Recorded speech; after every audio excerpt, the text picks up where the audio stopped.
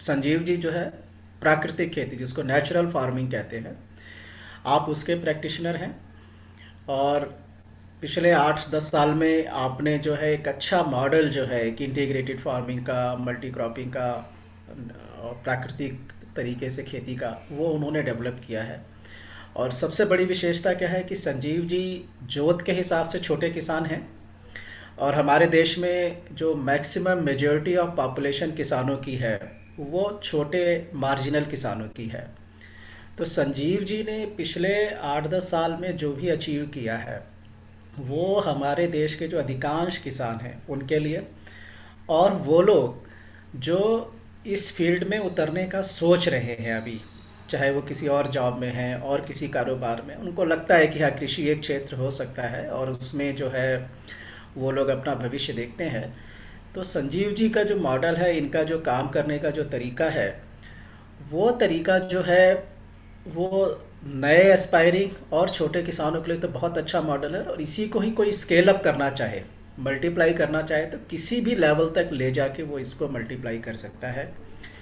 संजीव जी अपनी खेती किसानी के साथ साथ जो है पूरा प्रोसेसिंग, मार्केटिंग, मतलब पूरा जो बिजनेस साइकिल है खेती का, वो पूरे का पूरा जो है वो सिंगल हैंडेडली हैंडल करते हैं। तो ये भी एक विशेषता है आपके काम की, पूरा बिजनेस साइकिल मैनेज करना। और मतलब बिजाई से लेके और बाद में सेल करने तक, पैसा जमीन जेब में आने तक का पूरा जो बिजनेस साइकिल होता है आप वो हैंडल करते हैं। आप भारत सरकार के बहुत मतलब रजिस्टर्ड ट्रेनर रह चुके हैं, अभी भी हैं। और बहुत सारे लोग पूरे देश में आपसे सलाह लेते रहते हैं प्राकृतिक खेती के विषय में। तो आज का सेशन मेनली जो है वो संजीव जी ने ही लेना है। तो मैं अब ये जो सेशन है संजीव जी को हैंड ओवर कर रहा हूँ। इसका आज का सेशन की जो रूपरेखा रहेगी वो ऐसे रहने वाली है कि शुरू में मैं संजीव जी से जो मैं रिक्वेस्ट करूँगा कि वो अपना जो स्टोरी है, कैसे उन्होंने इस प्राकृतिक खेती की तरफ आए, किस प्रकार उन्होंने डेवलप किया, उनका मॉडल है क्या, ये अपना खेती किसानी का, वो आपके साथ शेयर करें। तो उससे बहुत सारी बातें, बहुत सारे आइडियाज़ आप लोगों को स्पार्क होंगे। और उनकी बातचीत के बाद फिर हम लोग क्वेश्चन आंसर सेशन रखेंगे, फ्री क्वेश्चन आंसर सेशन। आपके मन में जो भी प्रश्न हो प्राकृतिक जैविक खेती को लेके आप उनसे पूछ सकते हैं, फसलों को लेके, उनके कॉम्बिनेशन को लेके, ठीक है, छोटे लेवल पर ही गांव में कैसे प्रोसेसिंग की जा सकती है उसको लेके। और आप लोगों ने जिसने बेसिक कोर्स पीछे किया है तो उस बेसिक कोर्स के एक सेशन में भी संजीव जी की जो डॉक्यूमेंट्री है वो आप लोगों को ट्रेनिंग के लिए रहती है, वो आप लोगों ने देखा ही होगा। तो जो डॉक्यूमेंट्री आपने संजीव कुमार जी की देखी है वही है आज हमारे सामने।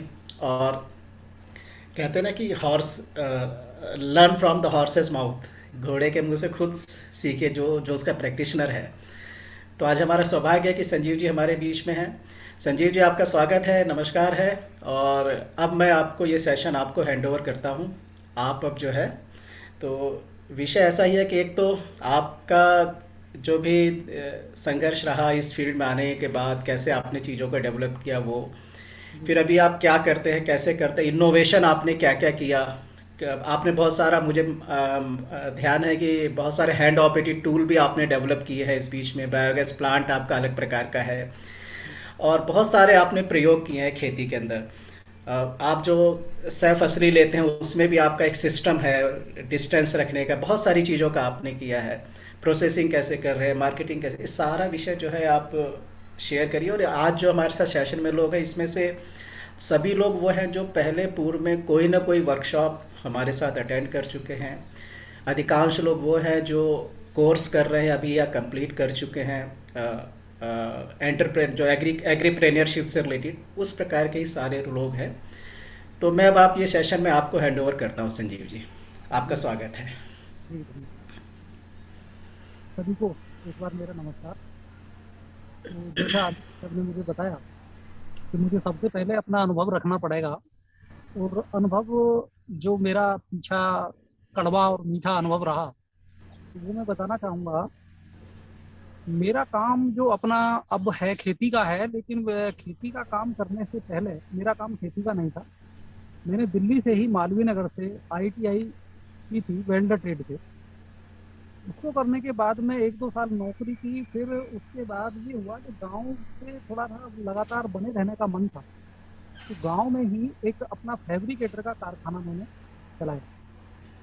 तो वो कारखाना 95 से मैंने शुरू किया। 95 से चलते-चलते लगभग ये माने कि 2010 के आसपास का समय आ गया। उस समय लोहे का रेट बड़ा उठा-पटक हुआ, 28 से 48 गया था 1 महीने में, आपको ध्यान में होगा। वो उस समय की बात है जब मेट्रो दिल्ली में स्थापित हो रही थी। तो उस समय हमें 4.5 लाख के आसपास का घाटा रहा। घाटा इसलिए रहा क्योंकि हम जब लोहा 28 रुपये लेते थे, तो उसमें 10 रुपये का मार्जिन लेके, मतलब उसमें हमारा लेबर, बिजली, लेबर का खर्चा, ये सारा कुछ हमारा प्रॉफिट सब आ जाता था। तो हम 10 रुपये का ऐसे रख के ग्राहक को देते थे। तो उस समय शायद ऊपर वाले की यही इच्छा होगी कि भाई आपको ये काम नहीं करना, खेती में लगाना है। शायद, मैं तो ऐसा ही मानता हूँ। तो हुआ क्या कि उस समय बड़ा उठा-पटक हुआ। तो जो हमने एडवांस लिया था, कुछ लोगों ने कहा कि भाई ये तो आपको हमें देना ही देना है। कुछ लोगों से हमने हाथ जोड़ के माफ़ी माँग के भाई हम बंद कर रहे हैं कारोबार, हमें घाटा आ गया। कुछों ने अपना एडवांस वापस ले लिया। ऐसे करके मतलब हम जो है बैंक से लोन भी करवाया, उसका आरसी वगैरह कर दी। ये सब हमारा वो धंधा हमने चौपट नहीं किया, लेकिन वो भगवान ने हमारा बंद करा दिया।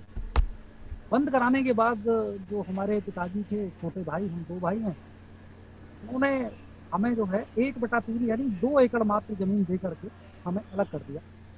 और हमारे को मकान भी ऐसा दिया गया जो कच्चा पुराना जर्जर अवस्था का मकान था, वो हमें दिया गया। 2 बच्चे थे।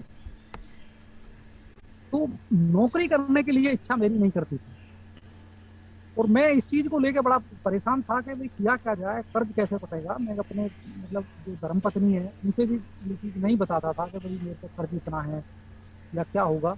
लेकिन अंदर ही अंदर मैं विचार करता रहता था क्या करें क्या ना करें। लेकिन था क्या कि मेरे दिमाग में एक बात आई कि भाई एक घर घर होता था हमारे यहाँ, मुझे भी ध्यान था कि हमारे दादी माता सब घर में रखते थे, गन्ने का सिरका रख लेते थे घर। तो मतलब गन्ना अब ज्यादा होता है, पहले इतना गन्ना भी नहीं होता था, क्यों ना सिरका बेचा जाए।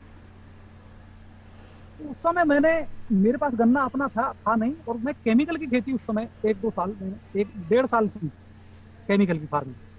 तो मैंने एक दूसरे कोल्हू से गन्ने का रस, आज भी मुझे ध्यान है, 400 रुपये पर कुंटल के हिसाब से उसने मुझे दिया था। तो 4 कुंटल रस, पता नहीं मैं पैसे एक दिन कहाँ से मैंने करे, 1500-1600 रुपया वो करके बर्तन बर्तन भर के वो मतलब कर दिया। तो वो रक्षाबंधन के आसपास वो सिरका सब बढ़िया उठा। अब यहाँ एक ये जवाब भी आ जाएगा, मैं बीच में दिलाना चाहूंगा कि मार्केट कैसे बनती है। ये एक मेरे मतलब शुरू के ही प्रयोग में समझ में आ जाएगा सभी को। तो मैंने क्या किया कि मेरे जो लगभग 50 मित्र थे, मैंने उन जो शहर में रहते थे और उनकी एक सूची बनाई और उन सबके पास में गया। और जाने के बाद मैंने क्या किया कि वो बड़ा वो रफली काम मैंने किया। पेप्सी की जो कोल्ड ड्रिंक की जो छोटी छोटी बोतल होती है, 5-5 लीटर की, आधा आधा लीटर की, वो सिरके से भरी।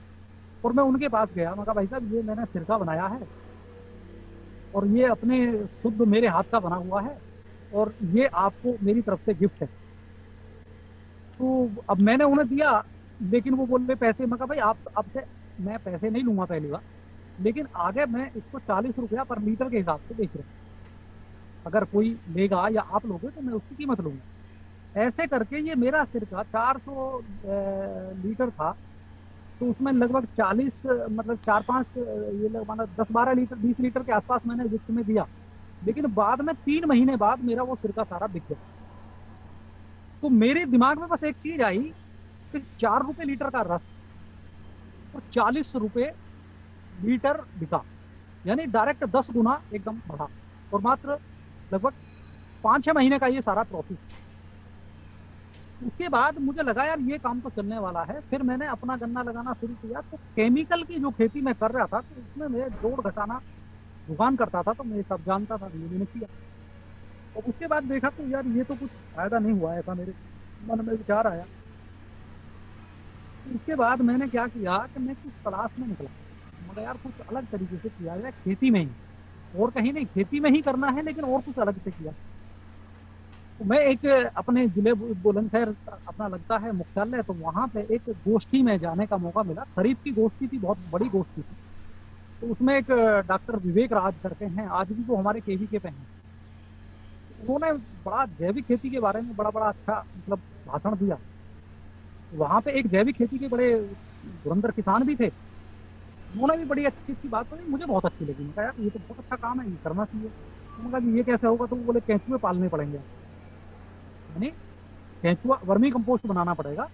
तो जहां मैं अपना ये कारखाना चलाता था, वहीं पे मैंने गोबर डाल के और वर्मी कंपोस्ट के बेड बना के वहीं पे केंचुआ भी पालना मैंने शुरू किया। केंचुआ पालने के साथ साथ ये काम मतलब मेरा लगभग 2 साल चला। लेकिन इसमें जो परिणाम मैंने देखा, मेरा जो प्रैक्टिकल रहा, वो बहुत कड़वा रहा।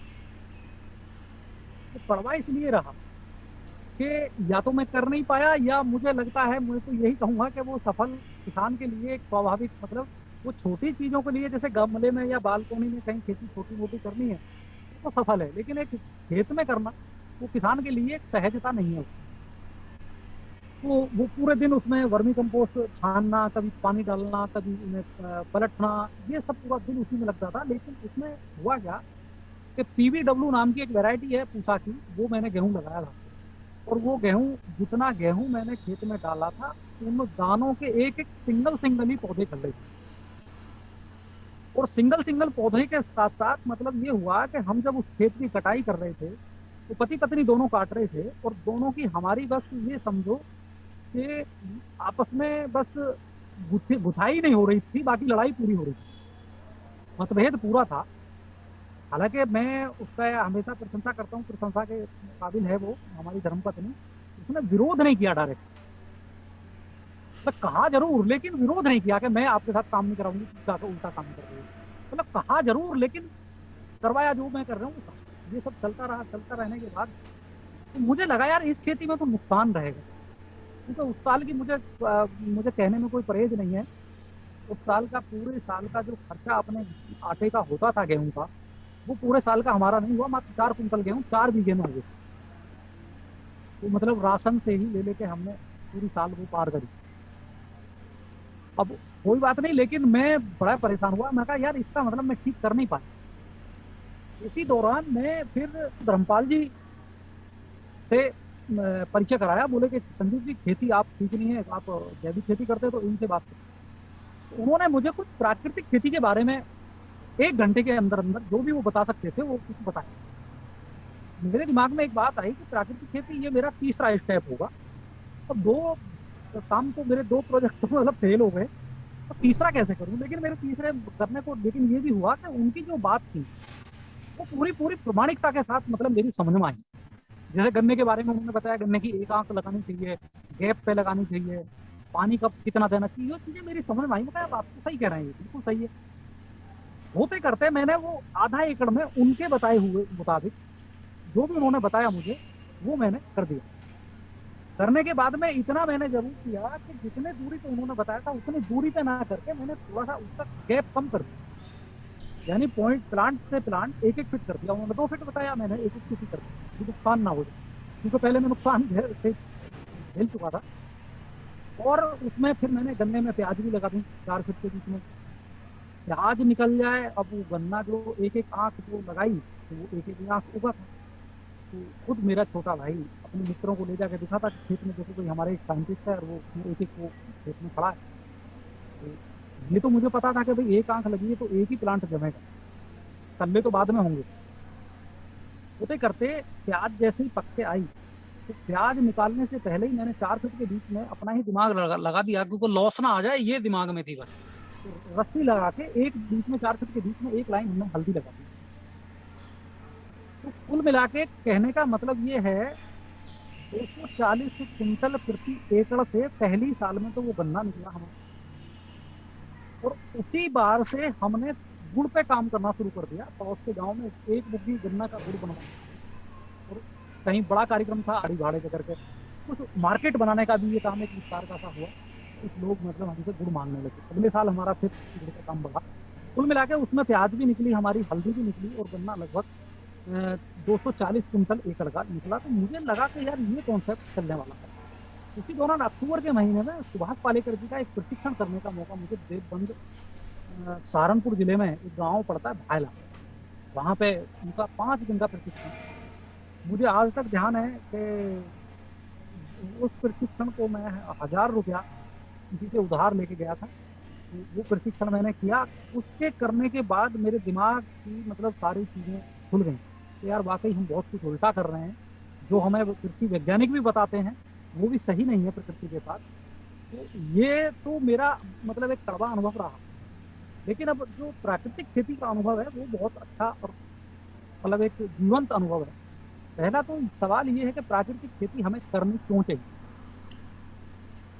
तो हमें प्राकृतिक खेती इसलिए अति आवश्यक है क्योंकि या तो हम जिस तरीके से आधुनिक दुनिया का विकास कर रहा है उस विकास को करते रहें और आगे अपनी संतान उत्पत्ति पे बैन लगा। मेरे का कहने का तात्पर्य ये है, हम उस अंधाधुंध और तेजी से विकास रूपी एक काम में लगे हुए हैं जो आगे आने वाली पीढ़ी को जो प्राकृतिक संपदा है, जैसे हमारी भूमि है जिसे हम 7 दिन भारत माता की जय भी बोलते हैं। भारत माता किसी ने देखी तो है नहीं। जो जमीन है यही हमारी भारत माता है। इसको हमने बहुत ज्यादा बेकार कर दिया। यानी ये कहें, अगर वैसी भाषा में कहें, सरल भाषा में, तो हमने केमिकल की अंधाधुंध और अपना मतलब अपने द्वारा इसे गड़बड़ करके इसे बांझ बना दिया। दूसरी, पीने का पानी जो जल है वो हमने बिल्कुल बेकार कर दिया। वो भी विकास का ही नतीजा है। वो केमिकल फार्मिंग का विकास हो या किसी भी तरह का विकास हो या इंडस्ट्री का विकास हो। दूसरी, जीव, जो जीव जंतु हैं वो भी हमने सब खो दिए। अगर जीव जंतु की बात करें तो आज गौरैया जैसी चिड़िया दुर्लभ चीज हो गई है। कहीं आपको गिलहरी निकल ले मेरे पास, यहाँ एक सज्जन आए गाजियाबाद से, तो उन्हें गिलहरी दिख गई। एक गिलहरी देख के बड़े वो प्रसन्न हुए। फिर थोड़ी देर में मोर दिख गया। तो वो कह रहे हैं कि गिलहरी है। तो मैं बोला भाई साहब एक नहीं है, अभी आप थोड़ी देर लेटे देखो आप कितनी। तो मतलब ये जीव जंतु। दूसरी चीज ये है कि जो वन है वो भी हमारी एक संपदा है, प्राकृतिक संपदा है। वो भी हम खत्म करते चले जा रहे हैं। तो इन सारी चीजों को अगर बचा के रखना है, यानी ये कहिए कि अपनी संतान जो आने वाली पीढ़ी है उसे कुछ हमें छोड़ के जाना है, यानी उनका जीवन हमें उनके जीवन की चिंता करनी है, तो हमें प्राकृतिक खेती करनी ही पड़ेगी। ऐसा मेरा मानना है। इसलिए प्राकृतिक खेती जरूरी है क्योंकि इसमें जो प्राकृतिक संपदा है उनका संवर्धन, उनका मतलब एक तरह का संरक्षण ये सब होता है। इसलिए प्राकृतिक खेती अति आवश्यक यानी ये कह सकते हैं सरल भाषा में कि प्राकृतिक खेती के बिना मनुष्य का जीवन भी नहीं चल सकता। क्योंकि हम जो एक अंधाधुंध तरीके का विकास हम हैं वो एकदम गलत है। वो विकास नहीं है, वो विनाश है। तो इसलिए तो एक तो प्राकृतिक खेती करनी पड़ेगी। अब दूसरी बात यह है कि जैविक खेती का जो कॉन्सेप्ट है, मैं जैविक खेती का थोड़ा सा ये क्लियर भी करना चाहूंगा कि अभी कई लोगों का सवाल ये भी शायद बाद में आएगा कि जैविक खेती और प्राकृतिक खेती में क्या अंतर है। तो जैविक खेती माने तो मतलब जो सरकार जैविक खेती के नाम पे एक कॉन्सेप्ट चलाती है, एक प्रोजेक्ट चलाती है सरकार, उस पर अच्छे अच्छे पैसा भी खर्च करती है। उसमें vermicompost, trichoderma, beauveria bassiana, azotobacter, rhizobium, ये सब बैक्टीरिया हैं जो कहीं ना कहीं से किसान को खरीदने होते हैं। तो किसान का तो खर्चा कम नहीं हुआ। अब ये सारे बैक्टीरिया वो बैक्टीरिया हैं जो हमारी जमीन में मौजूद होते हैं। अब मौजूद अगर हैं तो मेरा कहने का मतलब ये है कि हमारी जमीन में वो बैक्टीरिया मौजूद हैं और वो इसलिए हैं। मैं आपको ध्यान में दिलाऊंगा कि जहां जंगल में बहुत सारे वन खड़े हैं, जहां सालों साल या बहुत दिन लंबे समय तक मनुष्य भी नहीं जा पाता। कई बार मध्य प्रदेश के ऐसे जंगल हैं, आप उत्तराखंड में चले जाओ, बहुत सारे जंगल हैं, लेकिन वहां पे जितनी भी वनस्पति खड़ी है वो सब ठीक ठाक खड़ी है। उन्हें तो कोई खाद नहीं देता, कोई पानी नहीं देता, कोई दवाई नहीं देता, वहां सारा का सारा ये सब अच्छी तरह रहता है। तो इसीलिए ये सिद्ध करता है कि किसी भी पौधे को अलग से खाद बना के हम किसी भी इंडस्ट्री में खाद बना के हम दे नहीं सकते किसी भी पौधे को। जो पौधे का खाद्य है वो उसकी जड़ों के पास सूक्ष्म जीवाणु बनाते हैं और उसकी बारीक जड़ें वो ग्रहण करती हैं। ये पूरा का पूरा एक सिद्धांत है। अब समस्या क्या आई कि अब हम ये कहेंगे, अब ये सवाल भी आएगा कि भाई हम तो खेत में यूरिया भी डालते हैं, वो भी डालते हैं, ये भी डालते हैं, और इसके बिना तो होगा नहीं। लेकिन वो हमने डाल डाल के सूक्ष्म जीवाणुओं को हमने खत्म कर लिया है, जिससे वो भोजन नहीं दे पाते। अब हमें काम क्या करना है, एक तरह आप ये समझिए कि पौधे के एक रसोइये का काम करता है सूक्ष्म जीवाणु। पौधे को जो भोजन बना के देता है उस काम को करता है सूक्ष्म जीवाणु। अब सूक्ष्म जीवाणु अगर हमारे खेत में है तो कुछ भी देने की आवश्यकता नहीं है। अब वो सूक्ष्म जीवाणु कहां से मिलेगा?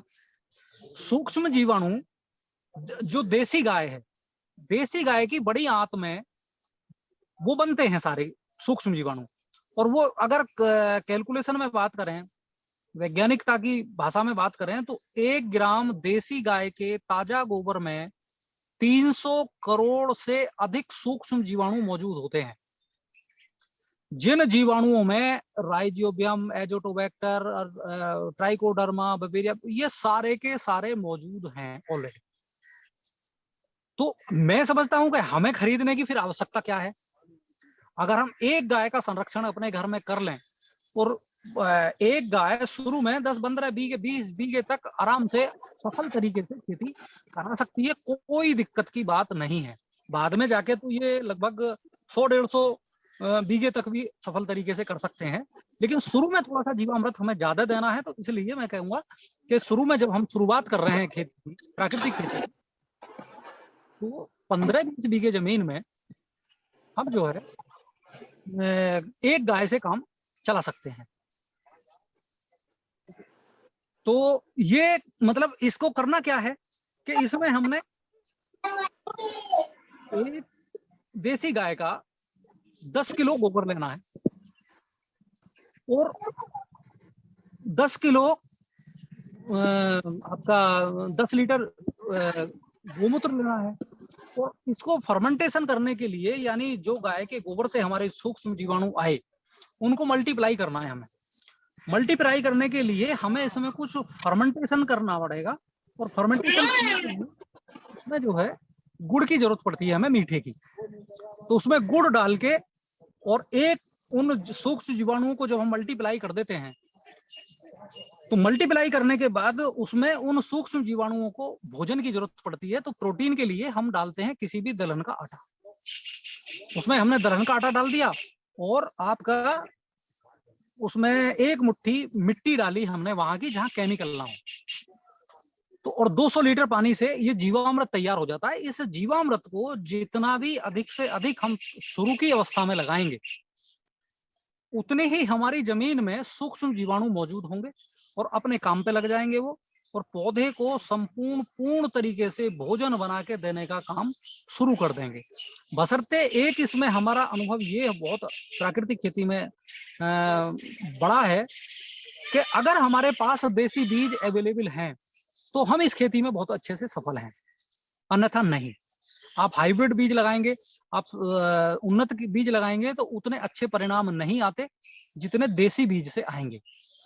यानी अगर हम गन्ने का भी बीज ले रहे हैं, तो अगर हमने केमिकल का बीज, खेत का बीज लेकर हमने लगा दिया, और लगाने के बाद पहली साल में वो बहुत संघर्ष करता है बीज, वो 1-2 साल में जाके नेचुरल होता है, तब जाके वो सही चलता है। तो हमें एक ये भी सेलेक्ट करना है कि प्राकृतिक खेती में बीज कौन से सफल हैं। यानी देसी टाइप के जो बीज हैं, देसी जो बीज हैं, वो मतलब अधिकांशतः वो सफल है। और तो देसी बीज अब हमने धीरे धीरे देसी बीज भी इधर उधर से इकट्ठे किए। अब गेहूं के जो देसी बीज, एक बंसी है अपने पास, एक चावल काठा है, सोना मोती है, ऐसे करके 3 बीज अपने पास देसी हैं। उनको हम सर्दियों में लगाते हैं, और खाने वालों को हम नहीं दे पाते गेहूं, बीज पे ही थोड़ा सा हम ज्यादा फोकस करते हैं, क्योंकि सब किसान बीज पे काम नहीं कर रहे। दूसरा, अभी खरीफ में हम मिलेट पे भी काम करते हैं, जो मोटे अनाज हैं उन पे भी हम काम करते हैं, यानी रागी, सावा, कोदो और कुटकी और कंगनी, फॉक्सटेल मिलेट जिसे हम बोलते हैं। तो ये ऐसे करके मुख्यतः हमारा जो अब मेन काम है, क्योंकि वो हमारा क्षेत्र जो है गन्ने का है, तो हम गन्ने पे ज्यादा फोकस रखते हैं। क्योंकि गन्ने का अपने शुरू में हमारा गन्ना ही हम करते थे, तो गन्ने की मार्केट ऑलरेडी बन गई, तो हम गन्ना ही करते हैं। तो मैं बताना चाहूंगा कि गन्ने का हम किस तरीके से करते हैं और कितने में इससे मतलब 1 एकड़ से इनकम लेते हैं हम लोग। ये सारी चीजें मैं इसको आपको आपके बीच में रखने वाला हूँ। तो एक तो हम ये करते हैं कि हम गन्ने को बिल्कुल ही सामान्य तरीके से, बिल्कुल अलग तरीके से हम लगाते हैं। जो सामान्य तरीका हमारा यहाँ किसानों का है उससे बिल्कुल ही हम अलग तरीके से लगाते हैं। तो उसमें क्या है कि 2 लाइनों की दूरी आपस की हम 4 फीट रखते हैं। तो उन 4 फीट में पौधे से पौधे की जो दूरी है वो हम 3 फीट रखते हैं और फिर हम 8 फीट जगह खाली छोड़ देते हैं। संजीव जी, 1 मिनट के लिए ब्रेक लेंगे। कुछ लोगों को वॉइस की प्रॉब्लम है। ऑडिबल अगर है तो ए लिखिए। वो एक्चुअली संजीव जी गांव में है तो वहाँ से थोड़ा सा वॉइस का दिक्कत रहेगा, लेकिन आप ध्यान से अगर सुनेंगे, अगर ईयरफोन लगा लें तो बहुत अच्छे से सुनाई देगा। तो किस किस को समस्या है? वॉइस की 2-3 लोगों ने मैसेज किया है। क्लियर है ना? ऑडिबल है? हाँ, मुझे भी एकदम सही सुनाई दे रहा है। आप लोग अगर ईयरफोन लगा लें तो ठीक से सुनाई देगा। और यह वॉल्यूम थोड़ा सा बढ़ा लें अपने सिस्टम का। हाँ संजीव जी, शुरू करिए प्लीज। हाँ। जी ठीक है। तो जैसा मैंने बता रहा था, तो हम गन्ना जो लगाते हैं उसकी हम 2 लाइनों की दूरी हम 4 फीट रखते हैं, क्योंकि अलग अलग तरह के हमने अनुभव किए। 4 फीट पे भी लगाया पूरे खेत में, फिर हमने 8 पे भी लगाया और उसके बाद में हमने 12 फीट 16 फीट छोड़ के भी लगाया।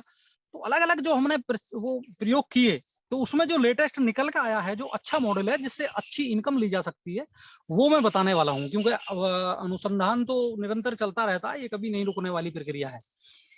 तो मैं वो चीज बता रहा हूँ। तो हम जब अगर इस तरीके से हम मॉडल लगाते हैं 1 एकड़ का, मैं दोबारा से एकदम रिपीट कर देता हूँ, कुछ लोगों ने नहीं सुना होगा। 2 लाइनों की आपस की दूरी गन्ने की 4 फीट और पौधे से पौधा यानी प्लांट टू प्लांट की दूरी 3 फीट। फिर हमने 8 फीट जगह छोड़ करके फिर सेम यही पैटर्न, यानी 2 लाइनों की दूरी 4 फीट, पौधे से पौधा 3 फीट। ये बार बार बताने की जरूरत नहीं है। यानी हम 2 लाइन 4 फीट पे लगाते हैं, फिर 8 फीट छोड़ते हैं, फिर 2 लाइन 4 फीट पे लगाते हैं, फिर 8 फीट छोड़ते हैं और फिर 2 लाइन। पूरे खेत में हम इसी तरह का लगा देते हैं। अब अगर इस तरीके से बात करें तो इस तरीके से 1 एकड़ में लगभग लगभग 2400 प्लांट हमारे गन्ने के लगते हैं। 2340 कैलकुलेशन के हिसाब से, वो बाकी खेत के ऊपर है, थोड़ा बहुत कम या ज्यादा। तो 2340 पौधे खाली लगते हैं। और इसमें अगर हम बात करें बीज की, तो 1 एकड़ में 3 से 4 कुंटल बीज लगता है मात्र। लेकिन मैं आपको ये बताना चाहूंगा, जो हमारे यहाँ या आपके यहाँ भी कई जो गन्ने के किसान होंगे, वो 1 एकड़ में लगभग 25 से 30 क्विंटल प्रति एकड़ बीज लगाते हैं। अब आप ये देख सकते हैं कि कितना मतलब कम बीज हम लगा रहे हैं। यानी 3 से 4 कुंटल बीज में हम 1 एकड़ की बात कर रहे हैं। तो इसमें गिनती के हमारे पॉइंट लगे 2340 के आसपास, यानी 2400 प्लांट हम ओवरऑल मोटा मोटा पकड़ लेते हैं। अब 2400 प्लांट लगा दिए हमने। अब ये ध्यान और रखना है कि अब हम इस मॉडल से ही अब हम गन्ना इस साल फिर बोने वाले हैं। तो अगस्त का महीना इसके लिए बहुत ही सबसे बढ़िया है, क्योंकि गन्ने को हम शुगर मिल के आधार पे हमने लगाना, किसान ने लगाना शुरू कर दिया। हमने गन्ने को समझा नहीं, क्योंकि गन्ना जैसे शुगर मिल लगवाएगा, जैसे उसे लाभ होगा वो तो अपने तरीके से लगवाएगा। अब हमें तो अपना लाभ देखना है ना, शुगर मिल का नहीं देखना। तो हमें गन्ने का उत्पादन कैसे ज्यादा मिलेगा वो चीज हमें देखनी है। तो हमने फरवरी में भी गन्ना लगाया, जनवरी में भी लगाया, मार्च में भी लगाया, अप्रैल में भी लगाया और अक्टूबर में भी लगाया और फिर सितंबर में भी लगाया। लेकिन हमने निकल के ये आता है कि जो गन्ना पैदावार अगस्त का गन्ना पैदा दे देगा, वो और कोई सा नहीं दे सकता, क्योंकि उसे लगभग 15 से 16 महीने मतलब मैच्योर होने में लगते हैं। अब उसमें से कुल मिला के अगर आप उसे काटेंगे, लगभग वो 1.5 साल में गन्ना कटेगा, तो एक प्लांट से कम एवरेज 20 गन्ने ले पाएंगे। अगर हम 20 गन्ने एक प्लांट से, एक पौधे से 20 गन्ने ले रहे हैं और उनका वजन हम मात्र 1 किलो पर गन्ना माने। 1 किलो का गन्ना होता नहीं है वैसे नेचुरल खेती में, इतनी दूरी पे अब वजन अच्छा ही होता है, तो इसका अगर 1 किलो भी माने तो 20 किलो पर पॉइंट के हिसाब से हमारा लगभग 450 क्विंटल गन्ना 1 एकड़ में गन्ना हमारा 1 साल में बैठता है। अब हमने गन्ना लगा दिया, अब गन्ना अगस्त में हम लगाने वाले हैं, तो गन्ना जैसे ही हम लगाएंगे तो उसमें हम नाली बनाएंगे, नाली बनाने के बाद बेड बन जाएंगे, बेड पे हम लगाएंगे उड़द और नाली में गन्ना, नाली में गन्ना लगा दिया और उसमें उड़द लगा दिया, 8 फीट वाले पट्टे में भी हमने उड़द लगा दिया। अब हमारा उड़द निकल जाएगा हमारा अक्टूबर में, अक्टूबर में हम खेत को गन्ने की बीज से पावर टिलर से जुताई करेंगे और जुताई करने के बाद फिर हम उसमें लगा देंगे चना। उसमें 2 लाइन आप 8 फीट के पट्टे में सरसों भी लगा सकते हैं, लेकिन उसमें चना ज्यादा अच्छा रहेगा, क्योंकि मेन चीज जो आपकी समझ में आएगी वो ये है कि मैं इसमें दलहन की ज्यादा बात करूंगा। गन्ने में जो भी दलहन ज्यादा लगाएंगे हम, क्योंकि दलहन लगाने से 1 साल में अगर 3 बार दलहन लगाते हैं तो गन्ने में कोई भी कुछ भी, मैं दावा दे सकता हूं कि कोई भी कुछ भी बाहर से देने का कोई आवश्यकता ही नहीं होती किसी भी चीज में। तो हमें ध्यान ये रखना है कि हम जितनी उस खेत में दलहन लेंगे उतना बेनिफिट हम गन्ने को दे पाएंगे, और अपनी जो दलहन आएगी वो भी अपनी आर्थिक लाभ के लिए आएगी। तो हमने उड़द लगा दिया, उड़द के बाद में हमने उसमें चना लगा दिया, चना काटने के बाद फिर हम हमारा आ जाएगा मार्च अप्रैल में फिर हम उसमें मूंग लगा देंगे। जब हम हमारी वो मूंग कटेगी जाके लगभग जून में, अब जून में जो समय है वो समय आ जाता है हल्दी का। तो 8 फीट के बीच के पट्टे में हम बीच में 1 लाइन हम हल्दी लगाएंगे। हल्दी से क्या होगा कि हल्दी बीच में हल्की धूप, यानी जिसे मीठी धूप बोलते हैं, वो मिलेगी वहां, मतलब थोड़ी धूप थोड़ी छाया, तो उसमें हल्दी बहुत अच्छी होती है। दूसरा लाभ ये है कि हल्दी अगर गन्ने की बगल में हम लगाते हैं तो गन्ने का जो गुड़ बनता है वो एक तरह का मेडिसिन गुड़ बन जाता है। और देखो, मैं इसे प्रमाणिकता के साथ नहीं कह सकता अभी आपके सामने, ऐसा बताते हैं कि वो गुड़ खाने से डायबिटीज नहीं होता। हमारे जो शुगर के बहुत लोग मित्र हैं जो हमारा गुड़ खाते हैं लगातार, तो उससे ऐसा लगातार गुड़ खाते हैं, वो दूध भी गुड़ से पीते हैं, खाना खाने के बाद भी गुड़ खाते हैं, तो उसे ऐसा बताते हैं कि गन्ने हल्दी के कारण वो एंटी डायबिटीज मतलब कुछ बन जाता है। इस पे भी थोड़ा सा हमें सोचने की आवश्यकता है और कुछ टेस्टिंग कराने की भी, अनुसंधान करने की भी इस पे जरूरत है। तो एक तो ये लाभ हुआ। दूसरा, अगर 1 एकड़ की हम बात करें तो लगभग लगभग ये माने कि लगभग 34 कुंटल के आसपास हमें हल्दी भी मिल सकती है बीच में 1 लाइन से। अब दोनों का अगर हम आर्थिक मूल्यांकन अपना बताएं तो लगभग हमारा 23 लगभग 468 कुंटल गन्ना निकला, और इसको हम गुड़ से गुड़ बना दें तो गुड़ बनाने का मतलब है कि इसमें हमारा जो गुड़ बनेगा वो लगभग 56 कुंटल के आसपास गुड़ बनेगा। और 56, अभी हम जो गुड़ बेच रहे हैं पिछले साल जो हमने बेचा है और आगे भी बेचेंगे, 100 में ही बेच रहे हैं हम पिछले कई साल से, 100 रुपए किलो के हिसाब से बेचते हैं। तो 56 कुंटल गुड़, यानी हमारा जो गन्ना निकला उसमें वो एक प्लांट पे 20 किलो गन्ना निकला, तो 468 कुंटल गन्ना निकला। इसमें हमने 12% के हिसाब से गुड़ हमारा नेचुरल से निकलता है। केमिकल के गन्ने में निकालेंगे तो 10 किलो निकलेगा। ये 2 किलो का तो यही प्राकृतिक और केमिकल के में डिफरेंस है रिकवरी में। और मैं तो ये कहूंगा कि हम शुगर मिल से भी अगर ये बात करें, भाई आप भी नेचुरली उगाओ, आपकी रिकवरी बढ़ेगी और किसान को भी थोड़ा सा रेट फालतू दो, तो ये भी एक उधर भी फायदे का सौदा बन सकता है। तो मतलब 12 किलो के हिसाब से हमारा 56 कुंटल गुड़ बनता है, और जिसकी 100 के हिसाब से लगभग 5,60,000 का गुड़ 1 एकड़ में हम ले रहे हैं। दूसरा, हल्दी की बात करें तो हल्दी हमें मिली 64 कुंटल, और 64 कुंटल का हमने सुखा के पाउडर बनाया, तो ये लगभग 20% बनता है। 1 कुंटल अगर कच्चा हल्दी है तो उसमें 80 किलो पानी होता है, वो सूख जाता है, पाउडर उसमें लगभग 20 किलो निकलता है। 20 किलो के हिसाब से बात करें तो लगभग 6 कुंटल के हिसाब से ये भी 6 कुंटल 80 किलो के आसपास ये पाउडर भी निकलेगा इसका एक साल में। हल्दी भी और गन्ना भी दोनों 1 साल की फसल है।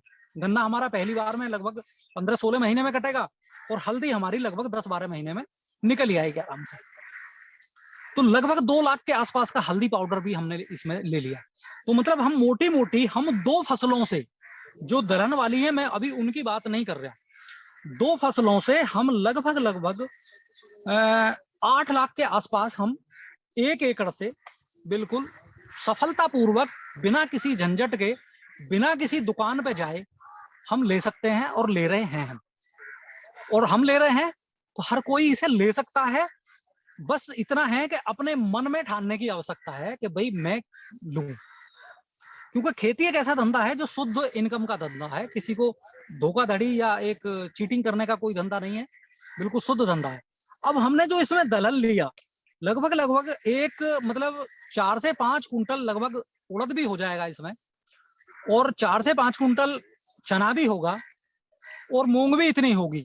तो अगर हम इतने की बात करें तो ये लगभग लगभग जो आपको भाई साहब मैंने एक बार आपको शायद जिक्र किया था तो आप शायद ध्यान रख रहे होंगे, हम वहां तक मतलब लगभग हम पहुंचने वाले हैं बहुत जल्दी, अगले साल तक हम उसे पकड़ लेंगे।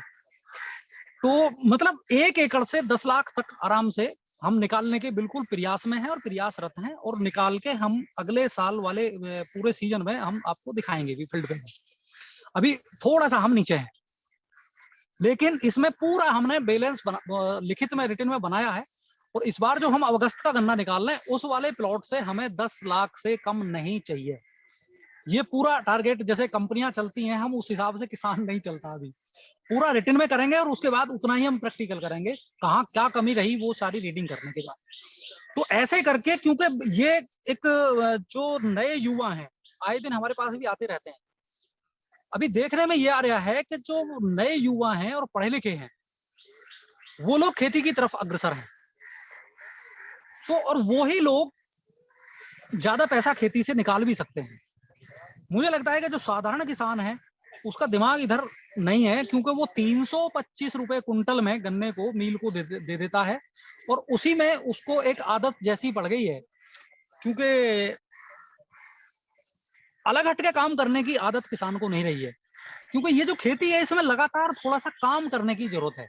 मतलब काम करना है, मतलब खेत में ही 24 घंटे काम नहीं करना, कुछ दिमाग से भी आपको कुछ अपना दिमाग में भी कुछ घुमाना कि भाई किस तरह क्या कर सकते हैं हम इसमें, ये क्या कमी हो गई। क्योंकि इसमें सबसे गंभीर बात क्या है कि जो हमने पिछले साल गलती गन्ने के खेत में बुआई में कर दी उसको हम 1 साल बाद सुधार पाएंगे। तो इसलिए हमें कुछ चीजें अपनी रीडिंग भी करनी पड़ेंगी कि हमने पिछले साल कैसे बोया था और उसमें ये कमी रही, इस कारण से हमारा ये नुकसान हुआ, यानी मिस प्लांट हुए या कोई बात हुई, तो उसको हम सुधार के फिर काम करेंगे। तो इसका मतलब ये हमारा होमवर्क हो जाता है किसान का। ये खेत का वर्क तो फिजिकली वर्क है, ये होमवर्क भी हमें बैठ के छावा में बैठ के दोपहरी में ये हमें करना चाहिए, और मैं करता हूँ। उसी का नतीजा है कि हम बहुत आगे तक बहुत आसानी से पहुंच सकते हैं। तो ये होमवर्क इसलिए क्योंकि हम जब प्लांट लगाते हैं कई बार मिस हो गए। अगर 1 एकड़ में हमारे 100 प्लांट मिस हो गए, 100 प्लांट का मतलब हमारा टारगेट था 20 किलो का, और 20 किलो का मतलब 100 से गुणा कर लो, यानी हमारा 200 प्लांट मिस होने का मतलब है हम बहुत ऊपर नीचे चले गए। तो दूसरी चीज, इसको हमने क्या किया हुआ है कि बहुत छोटा सा, भाई साहब आपने शायद देखा भी है हमारा कोलू का यूनिट, मुझे ध्यान है, बहुत छोटा सी एक यूनिट लगाई हुई है हमने, बहुत सस्ते पैसे में लगती है वो। और जो भी काम मेरा अपना होता है, मेरा सोचने का काम ये है खेती का कि कोई भी काम अगर किया जाए तो वो ऐसा किया जाए जो भारत का किसान, गरीब से गरीब किसान उस तरीके से कर ले। मेरी सोच ऐसी कुछ रहती है। तो मतलब बहुत छोटा सा कोलू है, कोई उसमें लेबर नहीं लगाते हम। वह अभी एक दिन हम गन्ना काटेंगे सुबह में और शाम को हम गुड़ बना लेंगे। अगर शाम को हमें कुछ काम है तो अगले दिन सुबह में गुड़ बना लेंगे। हमारा चारा भी गाय का निकल जाता है और गुड़ भी, यानी एक दिन में हम लगभग 50-60 किलो गुड़ हम पर डे आराम से निकाल लेते हैं। निकालने के बाद उसकी पैकिंग वगैरह सब कुछ पहले तो हम ऐसे ही पोलिथीन में कट्टों में भर भर के हमने सब दिया। अभी जैसे जैसे मार्केट दिल्ली के लोग और जैसे मांगते हैं, छोटे पीसों में हमने काम करना शुरू करा। तो मैं ये चीज और बताऊंगा, क्योंकि आपने ये बीच में छेड़ दिया था, क्योंकि टेक्निकल होने के कारण कुछ चीजें टेक्निकल, वो मैं बड़ा सौभाग्यशाली मानूंगा, क्योंकि किसान और ऊपर से मैं टेक्निकल। तो अभी हम छोटे छोटे पीस बनाने की बात करते थे, जैसे शहर में आदमी है तो वो छोटा पीस खाना चाहता है, वो गुड़ ऐसे खुरपे पाड़ तोड़ के डला तोड़ के नहीं खाएगा, उसे छोटा ही चाहिए। तो उस पर भी हमने काम किया। तो शुरू में हमने ट्रे में भर के और उसका तिल का तेल लगा के गुड़ भर के चाकू से काट के उसके छोटे छोटे पीस मतलब बर्फी जैसे बनाए। तो उसमें क्या होता है कि एक्यूरेसी नहीं आती। और जो बाजार में मतलब हम किसी को दिल्ली में देंगे या किसी शहर में देंगे अच्छे पैसे वाले को, और 100 रुपए किलो दे रहे हैं, तो उसे गुड़ में समानता चाहिए, हर पीस बराबर जैसा चाहिए। तो हमने भाई साहब पिछली बार एक नया इनोवेशन किया है, गन्ना अनुसंधान केंद्र भी गए हम। जो मोल्ड है वो एक मोल्ड 5 किलो गुड़ बनाने का वो 10,000 रुपए का है। अब हम लगभग 50 किलो गुड़ बनाते हैं। अब हमने इसकी कैलकुलेशन करी तो 1 लाख रुपया तो हमें पहले ही इसी में इन्वेस्ट चाहिए भाई। 1 लाख हमें फरमे फरमे ही चाहिए। फिर दूसरी, उसमें हमें तेल फिर भी लगाना पड़ेगा, गुड़ छूट जाए जिससे। तो हमने ऐसा इनोवेशन किया है कि आप भी देख के भाई साहब हैरत में पड़ जाएंगे, ये क्या हो गया। ये मात्र 1,500 रुपए में हमने कुछ मोल्ड ऐसे तैयार किए हैं जिनमें तेल नहीं लगाना होता, नंबर एक। यानी तेल लगने से गुड़ की क्वालिटी जो प्रॉपर्टी है वो गड़बड़ होती है, या तो वो औषधि गुड़ बन जाता है या वो नीचे चला जाता है, ये मैं नहीं बताऊंगा। लेकिन तेल बनने के बाद वो कुछ अलग तरह का बन जाता है गुड़। तो एक तो हमारा तेल नहीं लगता, प्लस बहुत जल्दी ठंडा होता है, क्योंकि गुड़ में एक सिस्टम काम करता है, जितनी जल्दी आप 118 डिग्री तक पकाओगे गुड़ को बनने तक, और जितनी जल्दी गुड़ को ठंडा कर दोगे वो अच्छी क्वालिटी का बनता है। तो उस तरीके से हमने गुड़ भी बनाया, और 1 किलो और 2 किलो के गत्ते के डब्बे में पैकिंग करके, बिल्कुल अंदर हल्की पॉलिथीन लेते हैं, साधारण तरह का गत्ता है हमारा, बिल्कुल स्वदेशी तरीके का, और उसमें हम 1 किलो और 2 किलो की पैकिंग रखते हैं गुड़ की। उस तरीके से हम बेचते हैं, और पूरे लगभग पूरे देश में हमारा गुड़ पार्सल और कोरियर के माध्यम से जाता है। जो ज्यादा लोग लेते हैं वो ट्रांसपोर्ट से भी मंगाते हैं। आसपास के जो नोएडा दिल्ली के लोग हैं वो यहाँ आके भी ज्यादातर, मेरा ज्यादातर सामान जो है वो घर से ही जाता है। तो इसमें यहाँ मैं कहना चाहूंगा कि मार्केट मार्केट मार्केट का एक, मुझे तो ऐसा लगता है कि जैसे हम जो नए लोग हैं खेती पे आने वाले हैं, हम खेती करते नहीं है, पहले पहले हम मार्केट तलाशते हैं। जबकि मेरा अपना अनुभव ये है कि हम बाद में करें, मान लेता हूं मैं, लेकिन पहले हम विज्ञापन तो करना शुरू कर दें अपना। कोई भी कंपनी, मैंने देखा है खूब ध्यान से, आपको भी ध्यान होगा, कोई भी कंपनी कोई प्रोडक्ट बनाती है, सपोज ये कोई बढ़िया सा पेन बनाने वाली है कोई कंपनी, तो आप ये देखना ध्यान करके, वो पेन वो प्रोडक्ट 1 साल बाद आने वाला मार्केट में है, लेकिन उसका एडवर्टाइजमेंट 1 साल पहले से चल रहा है टीवी पे। तो हमें क्या करना चाहिए, हमें सपोज हमें पहले तो ये डिसीजन करना चाहिए हमें किस चीज की खेती करनी है। अब ये फाइनल कर लिया तो हम 1 साल बाद करने वाले हैं, तो इसी साल से उसका ढोल डंका बजाना शुरू कर देना चाहिए कि अभी हम गन्ना और गन्ने का गुड़ बनाने वाले हैं, या सिरका बनाने वाले हैं, या हम फलानी चीज उगाने वाले हैं। भाई साहब नेचुरल तरीके से उगाएंगे। हम कहीं पार्टी में जा रहे हैं, कहीं अच्छे समाज में जा रहे हैं, किसी मीटिंग में जा रहे हैं, तो हम इस चर्चा को वहां करना शुरू कर दें। और हमारे परिचित होते ही हैं, आजकल व्हाट्सएप का सिस्टम है। हम तो बिना व्हाट्सएप के सिस्टम में हमने सारा कुछ, मतलब अगर मैं आपको बताऊं, बुलंदशहर मेरे यहाँ से 30 किलोमीटर है, और राजदूत मोटरसाइकिल हुआ करती थी जब मैं सिरके की मार्केटिंग थोड़ा सा कर रहा था। तो बुलंदशहर के किसी सज्जन ने मेरे से 2 लीटर सिरका मांगा। 2 लीटर सिरका बोले तो 40 रुपए लीटर, मतलब 80 रुपए का। और मेरी मोटरसाइकिल 100 रुपए का पेट्रोल खाती थी बुलंदशहर की लोट फेयर में, यानी 20 रुपए का मैं नुकसान नहीं देखता था। लेकिन आज मैं ये हूं कि अगर कोई मेरे से बुलंदशहर में 10 लीटर सिरका मांगे, तो मैं उससे ये कहता हूँ, भाई साहब आज नहीं आ सकता, मैं फलाने दिन आ रहा हूँ, उस दिन आपका दे दूंगा। तो ये फर्क है भाई साहब मार्केट का। तो मार्केट में हमें चाहिए ये कि जो काम हम करने वाले हैं उसे हम 6 महीने पहले, 1 साल पहले, हम पहले से ही लोगों में चर्चा का विषय बनाएं, जिससे कुछ जो उपभोक्ता है वो डायरेक्ट हमसे जुड़े। और जो ज्यादा जुड़ जाएंगे तो हम कहीं ना कहीं एक तरह, जैसे आजकल नोएडा में कई जगह हाट लग रही हैं, साप्ताहिक रविवार में हाट लगती हैं, वहाँ जो अपार्टमेंट में लोग रहते हैं वो आते हैं। मार्केट का आज की डेट में तो कोई झंझट मुझे नहीं लगता कि कोई समस्या है। समस्या अगर है तो ये है कि शुद्ध विश्वास के साथ प्रोडक्ट को बनाने की, और बिल्कुल बिना छल कपट के प्रोडक्ट को देने की कमी है। मुझे नहीं लगता कि मार्केट की कोई हमें किल्लत है या कोई किसी तरह की दिक्कत है। दूसरा, इस खेती में जो मेरा अनुभव है, क्योंकि लेबर का काम इसमें बहुत है, क्योंकि इसमें हर्बिसाइड हम नहीं लगा सकते, तो एक तो बीज से बीज हमें लगाना कितनी दूरी पे, तो उसमें कुछ जो जैसा आपने बताया भाई साहब, तो मैंने मैनुअल यंत्र अपने आप ही डेवलप किए हैं, जैसा मुझे चाहिए था ऐसा मैंने निराई गुड़ाई के भी बनाए हैं, सीड ड्रिल भी बनाई है छोटी। तो वो बहुत जरूरी है, क्योंकि हम सारा, हम जो कमा रहे हैं हम सारा नफलियों को या लेबर को ही ना दे दें। उससे बचने के लिए इन यंत्रों का भी बहुत बड़ा रोल है। आजकल सब अलग अलग तरह के मार्केट में भी खूब मिलते हैं। मेरा धंधा यंत्र बेचने का नहीं है, मैं किसानों को देता हूं बनवा के, कोई दिक्कत नहीं है। लेकिन मैंने एक ये चीज अनुभव में आई है कि गेहूं को भी हम लगभग 2 से 4 किलो पर बीघा, यानी बात करें 6 दूनी 12, यानी 15-20 किलो प्रति एकड़ गेहूं बोके भी हमने देखा है। और एक एक दाने से हमने, जिस जैविक खेती में हमारे एक दाने से एक ही पेड़ होता था, इस बार जो हमारे पिताजी हैं, पिछली जो हमने गेहूं लगाया, तो इस बार वो उनका जो काम था वो उन्होंने छोड़ दिया, वो घर पे ही रहते हैं, हमारे पास ही रहते हैं। तो हमारे पास जो आ जाते थे उन्हें ला के दिखाते थे, बोले ये देखो देसी गेहूं है। और एक एक दाने से सौरभ जी भाई साहब 65-65 कल्ले एक दाने से हमने लिए, जो एक बहुत ही चौंकाने वाली बात है देसी गेहूं से।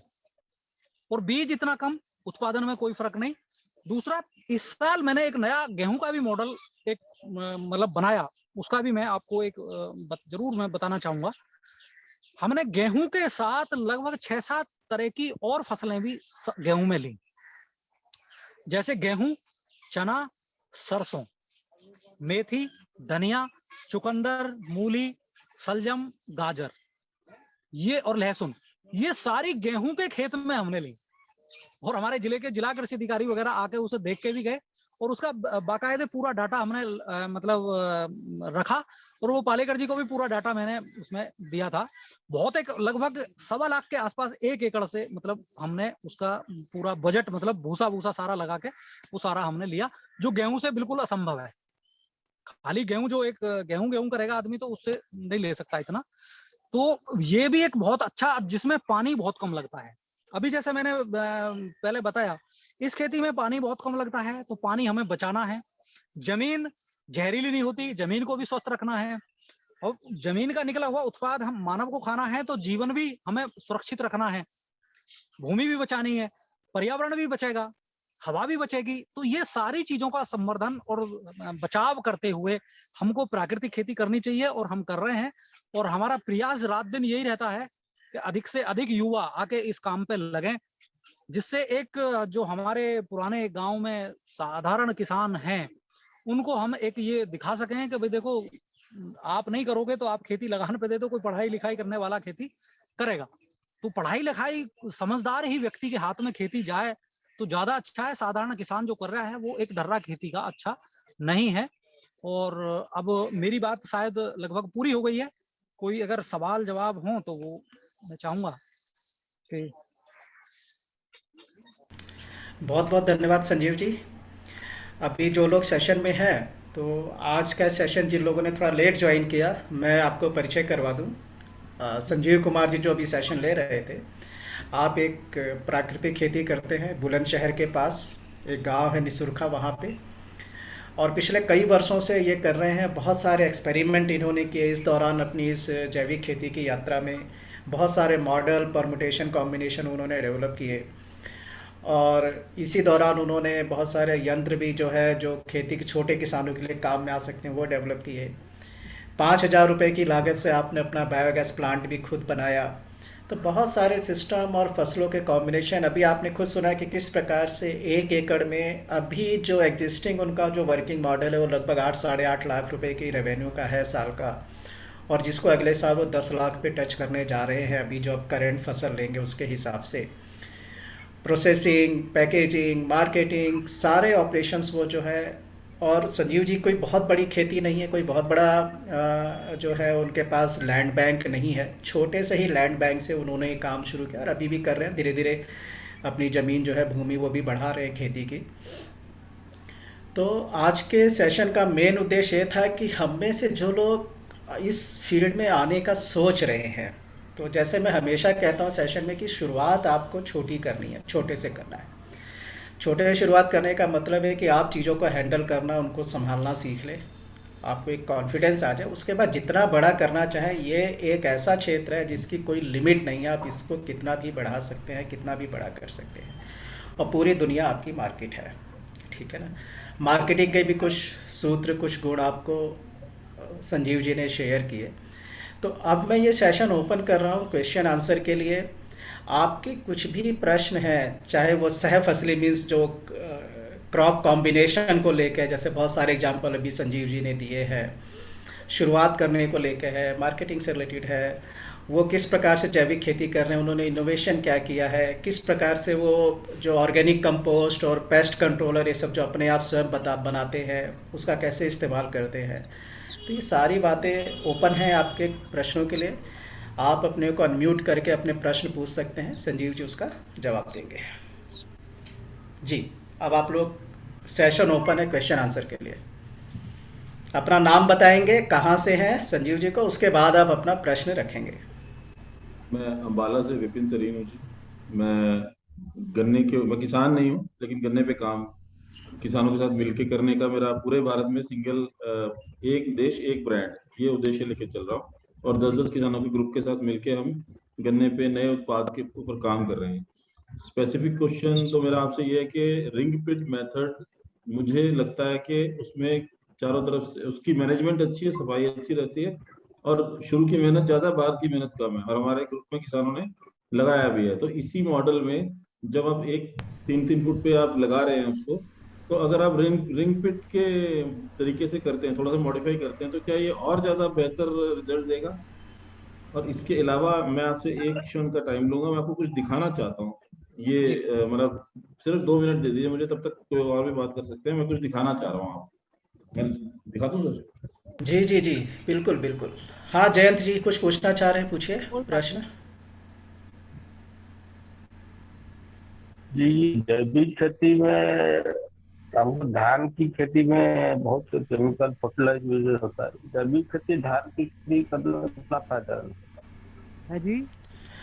जयंत जी ये पूछ रहे हैं कि अगर वो धान की धान की खेती खेती में जैविक तरीके से करें, प्राकृतिक तरीके से, तो कितना फायदा और क्या हो सकता है, ये पूछ रहे हैं वो। बिल्कुल सही जवाब है, सवाल है आपका।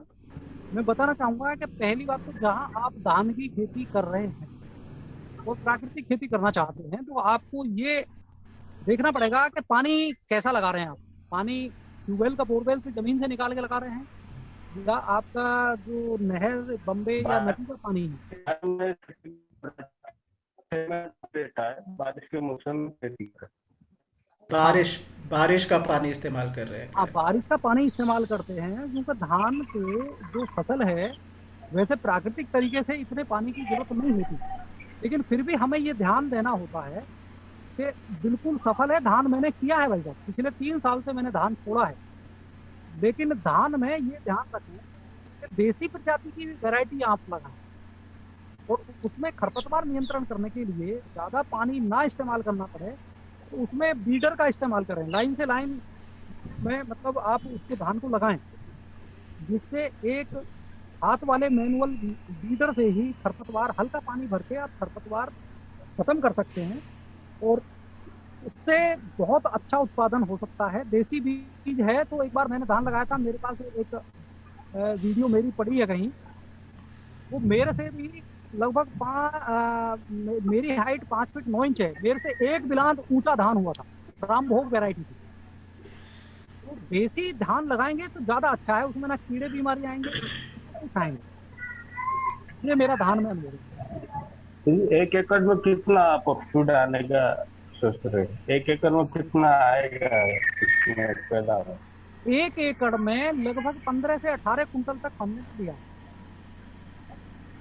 काला नमक भी लगाया है, रामभोग भी लगाया है, और आपका सरबती, जो सरबती एक देसी है, वो भी लगाया है।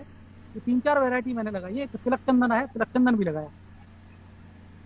अप्रोक्स 15 से 18 कुंटल तक मैंने लिया।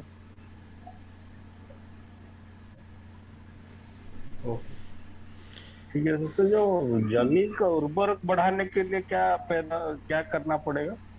क्या करना पड़ेगा जमीन का उर्वरक बढ़ाने के लिए हाँ क्या हाँ, करना जमीन, आपका ये सवाल है कि जमीन को बलवान बनाने के लिए क्या करना पड़ेगा, है ना। जी जी, उर्वरक, उसकी जी उर्वरा जी सर। हाँ क्षमता हाँ, बढ़ाने के लिए क्या करना। तो उसके लिए हमें क्या करना पड़ेगा कि हमें एक तो ये सबसे पहले अपना डिसाइड करना पड़ेगा कि हम कब से शुरुआत कर रहे हैं। सपोज ये माने कि हम गेहूं से शुरुआत कर रहे हैं, तो उससे कम से कम 2 फसल पहले आप, 1-2 फसल पहले आप दलहन की फसल उस खेत में लें। नंबर 1, सपोज जैसे हम गेहूं बोने वाले हैं, तो अगर गेहूं हमने प्राकृतिक तरीके से करना है, तो उस वाले प्लॉट में हम अगस्त के महीने में हम दलहन वाली चीजें बो दें, यानी उड़द या मूंग लगाने का बहुत अच्छा समय है, तो उड़द मूंग लगा दें। और उसमें क्योंकि पानी देने की जरूरत पड़ेगी नहीं, क्योंकि वर्षा आधारित हो जाता है ये उड़द मूंग, तो उसमें हमारे जमीन में नाइट्रोजन फिक्सिंग हो जाती है, जमीन को कार्बन मिल जाता है, जीवांश भी मिल जाता है। और हम जब जमीन में गेहूं लगाएंगे तो उससे पहले जीवामृत, घनजीवामृत और बीजामृत का हमें उपयोग करना है। ये एक, अगर समय रहेगा तो मैं इनको भी बता दूंगा पहले कैसे कैसे बनते हैं ये। तो इनका अधिक से अधिक उपयोग जितना आप शुरू में करेंगे उतना ही अच्छा परिणाम आएगा। ऐसा नहीं है, जो जैविक खेती के एक्सपर्ट बोलते हैं कि 3 साल आपको संघर्ष करना पड़ेगा, ये बिल्कुल धारणा गलत है। प्राकृतिक खेती में आप पहली ही फसल से अच्छा उत्पादन ले सकते हैं, बशर्ते कुछ थोड़ी सी सावधानियां बरतनी है। जैसे गेहूं से शुरू करना है तो हमें पहली फसल दलहन पे लगानी है, ये है। दौंड का आप पूछ रहे थे। हाँ, सवाल मेरा ये है सर कि वो 10 फार्मर, आपकी जो आपने मुझे सिखाया है इसमें सौरभ जी, वो 10 फार्मर को हमने बोला है कि आप सबसे पहले वो लगाएं अपना बायोगैस प्लांट, ठीक है। तो बायोगैस प्लांट के लिए हमने उनसे ये बोला है कि प्लांट खरीदने नहीं जाना है, सब लोग दिमाग लगाएं और अपना बजट बोलें, कितने बजट से ऊपर आप जा नहीं सकते, प्लांट उतने में बनना चाहिए, बस बजट डिफाइन करेगा। जैसे आपने बोला प्रोडक्ट नहीं, पहले अपना बजट देखो, ठीक है। तो ये मतलब परसों की बात है हमारी, उन लोगों ने फैसला लिया है कि उनका 10,000 रुपए का बजट है, इससे ऊपर खर्चना ठीक नहीं है, और वो सीखना चाह रहे हैं। तो क्या मैं आपका जो मॉडल है, क्या अगर मैं आपको अच्छी तरह से कनेक्ट कर पाऊँ, वो समझ के अपना बना ले, और उनका पहला कदम हो जाएगा। वो सब केमिकल वाली खेती करते हैं सर, वो कदम उठा रहे हैं, ये पहला, तो पहला स्टेप है बायोगैस प्लांट लगाना, जैसा सर ने बताया। तो ये मुझे आपसे इसकी जानकारी चाहिए सर कि मैं उनको कैसे। बेसिकली विपन जी पूछ रहे हैं कि आपने जो बायोगैस प्लांट की संजीव जो इनोवेशन की है वो थोड़ा सा एक्सप्लेन करिए, कैसे कम खर्चे में बायोगैस प्लांट एक छोटा किसान बना सकता है। मैं बताना चाहूंगा कि 10,000 रुपए में बहुत अच्छा बायोगैस प्लांट बन सकता है जी। उसमें बस हमें थोड़ा सा, अभी जैसे आप 10 लोगों का बता रहे हैं, 10 लोग अगर सब लोग बनाना चाहेंगे तो बहुत अच्छा पड़ेगा वो जी। उसका हमें एक मोल्ड बनाना पड़ेगा, बस सीट का एक मोल्ड। अच्छा। वो तो 50 किसानों का काम करेगा फिर। ओके, ठीक है जी।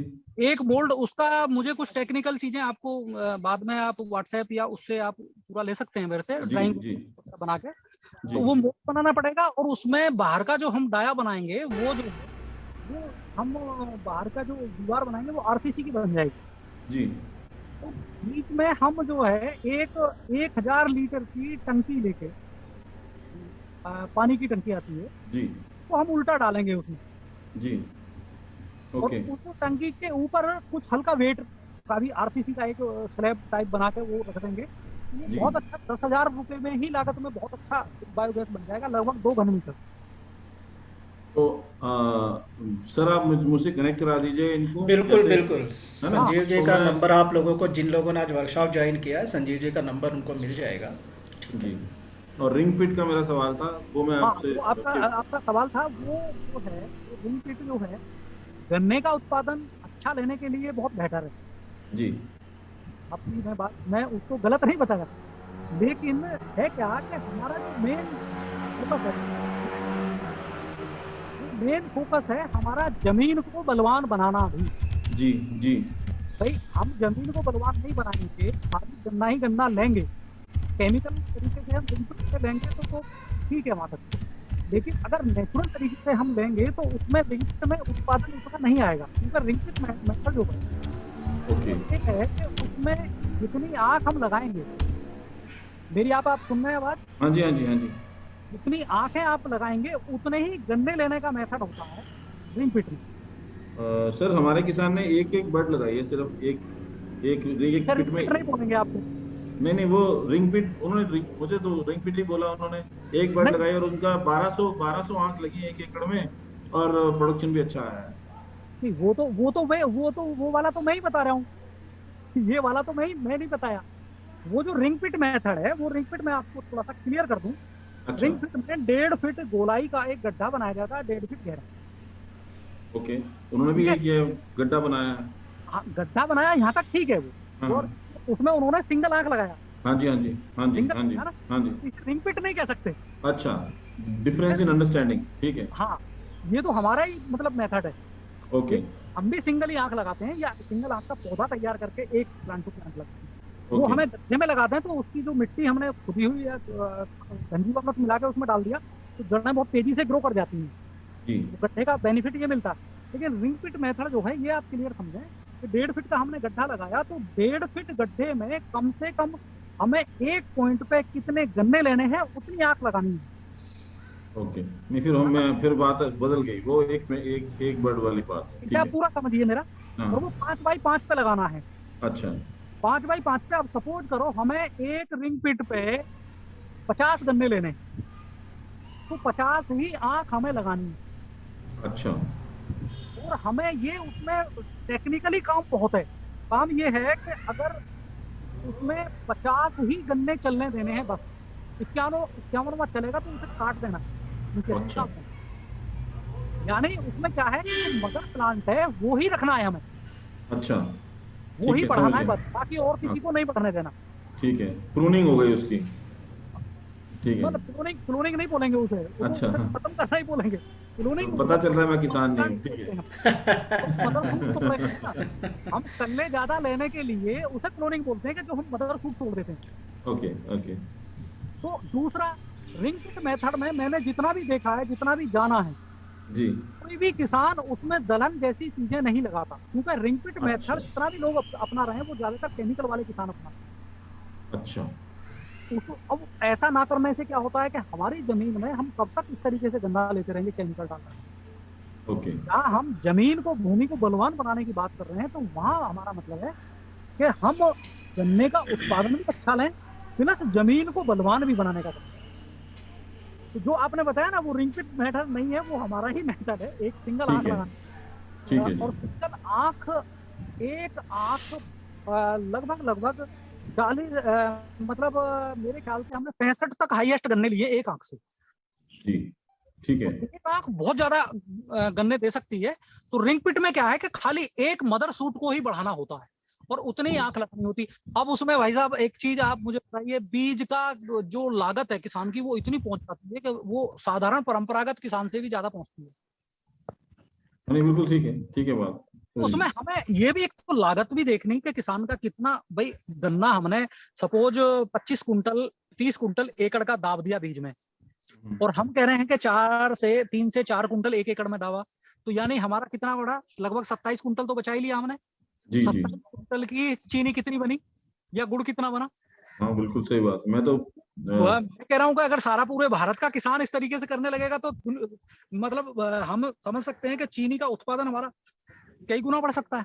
हमें तो ये समझ में आता है जी कि हम ये जो चुस्की दिखाए ना, हम बोल रहे हैं किसान को 50 रुपए किलो घर पे आएगा, तो मुझे वो दिखता है कि कितना कितना पैसा किसान का चला गया। नहीं नहीं, बिल्कुल नहीं, वो भी हाँ दिखता है। हाँ, प्लस हमारा मतलब चीनी बीच पे, दिखती नहीं है। क्योंकि उसके टिलिंग जो होगी वो हाँ गैप जी से ही होगी। जी जी जितना गैप होगा उसमें धूप जाएगी, हवा जाएगी, जी उसमें बिल्कुल, कुछ नहीं लगेगा। और उत्पादन कल्ले जो होंगे आपके, वो सदृश होंगे, 2 से 2.5 किलो पर वेट का गन्ना एवरेज उसमें आता पूर्णतया संतुष्टि आपके सवाल आपके जवाब से, थैंक यू। है। बहुत बहुत धन्यवाद।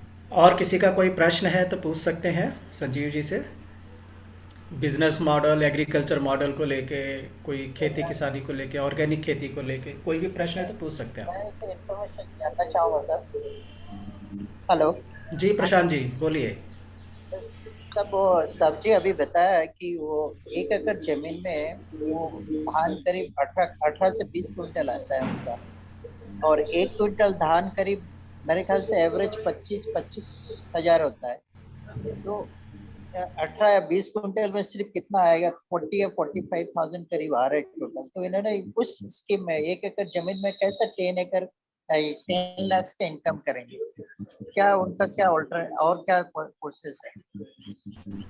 आप क्या कह रहे हैं भाई साहब, ये एक बार बताएंगे। हाँ मैं बता देता हूँ। प्रशांत जी ये पूछ रहे हैं कि आपने जो 1 एकड़ से 8 से 10 लाख का जो मॉडल अभी आपका आपने बनाया है, ठीक है। हम्म। तो एक मिनट प्रशांत जी, आप क्या ये पूछ रहे हैं कि उसमें फसल अगर बदले तो कैसे होगा, या इन्हीं का मॉडल दोबारा रिपीट करने के लिए बोल रहे हैं? नहीं सर, मैं बोल रहा हूँ कि 1 एकड़ जमीन में आप बोल रहे हैं कि करीब 20 कुंटल धान होता है ना, और ओके। 20 कुंटल धान के करीब 45 to 50 थाउजेंड मैक्सिमम आएगा सर। 1 एकड़ जमीन का था। अभी उन्होंने उनका जो मॉडल है वो 10 लाख के होता है 1 एकड़। ओके। प्रशांत जी का प्रश्न संजीव जी ये है कि अगर वो धान को साथ में रख के चले तो 8 से 10 लाख का मॉडल किस तरीके से हो सकता इसको है? कैसे कन्वर्ट करेंगे, क्या कर क्या कर सकते हेलो हैं? उसमें भाई साहब देखो, धान को आप गन्ने के साथ ऐड नहीं कर सकते, नंबर 1। क्योंकि धान का जो हमने मॉडल हटाया, धान जो हमने करना बंद किया, कि हमें लगता है कि धान की खेती में किसान ज्यादा पैसा नहीं ले सकता जितना गन्ना और दलहन और हल्दी के साथ ले सकता है। तो इसलिए धान को हमने मतलब खाली, मैंने आपसे जो धान का खाली, क्योंकि धान में जो पानी होता है, बरसात में धान लगाई जाती है, तो उसमें कोई ज्यादा दलहन वाली चीजें हम लगा नहीं सकते।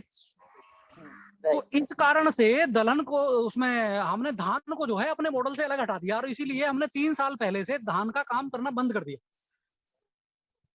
तो धान में तो आप जैन नहीं जा सकते ज्यादा, ये बात आपकी बिल्कुल ठीक है। लेकिन गन्ना, हल्दी और इनके साथ दलहन, 1 साल में 3 बार दलहन लगा के आप, अगर इसमें कोई संकोच हो तो मैं आपको इसमें बताना चाहूंगा। हेलो जी सर जी, आपका आवाज बहुत कट रहा था तो समझ में नहीं आया। हाँ जी, अब मेरी आवाज आ रही है क्या? रिपीट कर दीजिए संजीव जी। जी अभी आ रही है मेरी आवाज आपको? अभी तो आ रहे, बीच बीच में कट रहा है बहुत। अच्छा, तो मैं ये कहना चाह रहा हूँ, आपके शायद नेटवर्क कम है इधर। मैं ये कहना चाह रहा हूँ कि धान से आप ज्यादा अच्छा इनकम 1 साल के मॉडल में नहीं ले सकते। तो अच्छा, समझ गया आपके क्वेश्चन, शॉर्ट करता हूँ मैं। अभी तो भाई अभी जैसे मेरी एरिया में ज्यादातर के धान की खेती है, तो अब इसमें 1 एकड़ जैसे गन्ने तो वहाँ पे मैं हार्डली किसी को गन्ने लगाते हुए देखा। तो आप क्या सजेस्ट कर सकते हो कि कौन से मॉडल यूज किया जाए ताकि वो 8 से 10 लाख में अच्छा, इनकम किया जाए? आप कौन सी जगह से हैं, ये मुझे थोड़ा सा बताएंगे? प्रशांत जी जो है चंद्रपुर नागपुर के पास में जगह है, वहाँ हाँ वहाँ इनका गांव है, वहाँ से हैं। हाँ, तो ये तो बहुत अच्छी जगह आपका गांव है, कोई बात नहीं है। तो वहाँ आप जो है जो 25 स्तरीय मॉडल है बागवानी का, वो लगाएं तो आप जो है 8 से 10 लाख तक आराम से पहुंच सकते हैं। प्रशांत जी समझ पाए? आवाज आई आप तक प्रशांत जी? हाँ, वो सामने बोला कुछ बागवानी है, ये धान की क्वालिटी हाँ, है। वो 5 पंच स्तरीय 5 लेयर की बागवानी का मॉडल अगर धान के साथ ले तो आप इस लेवल तक का जो रेवेन्यू है साल में वो अचीव कर सकते हैं। ठीक है वो ले ना? तो अब इसका जो डिटेल है प्रशांत जी वो अलग से हम समझ लेंगे। मतलब कहने का मतलब ये है कि धान के साथ में अगर आप पंचस्तरीय बागवानी वाला मॉडल लेंगे तो आप इस लेवल तक के रेवेन्यू मॉडल पे पहुंच सकते हैं। ठीक है? ठीक है, वो बागवानी मॉडल मेरे को समझना पड़ेगा, मैं आपसे जी बाद में जी। समझ। हाँ हाँ हाँ। और किसी का प्रश्न दोस्तों? किसी ने और कोई प्रश्न पूछना है? Sir hello. हाँ स्मिता जी पूछिए। सर मेरा प्रश्न ये है, ये जो प्लांटेशन क्रॉप्स होते हैं ना, जैसे रबर, कॉफी, तो इन इन प्लांट्स में जो केमिकली ट्रीटेड थे प्रीवियसली, अगर हम उसको सडनली ऑर्गेनिक फार्मिंग की ओर लेके जाए तो वो प्लांट थोड़ा कितना उसका यील्ड पे क्या आएगा इफेक्ट?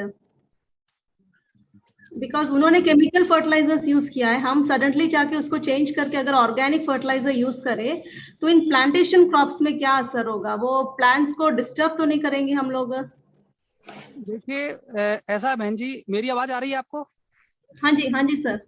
रबर में तो मैं आपको, मेरा कोई अनुभव नहीं है, मैं नहीं बता पाऊंगा, यहाँ मैं माफी चाहूंगा। हाँ। लेकिन जो कॉफी होती है, कॉफी तो मैं आपसे थोड़ा सा ये पूछना चाहूंगा, मूली जैसी होती है ना, जैसे मूली लगाते हैं वो जमीन में ऐसे बैठती है ना?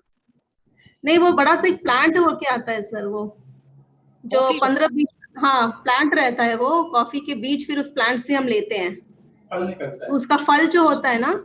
अच्छा हाँ वैसा रहता है वो, एक छोटा सा एक पेड़ ही बोल सकते हैं हम उसको। अच्छा अच्छा।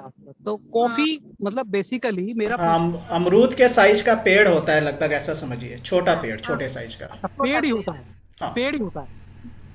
तो पेड़ को आप ले सकते हैं बिल्कुल, किस अच्छा। किस आकार का है वो उतनी दूरी पे लगा के, उसमें ध्यान ये देना पड़ेगा आपको, अगर उसका अच्छा आपको चलाना है, जड़ में पानी का मैनेजमेंट सुधारना है, जड़ में पानी नहीं देना पौधे को।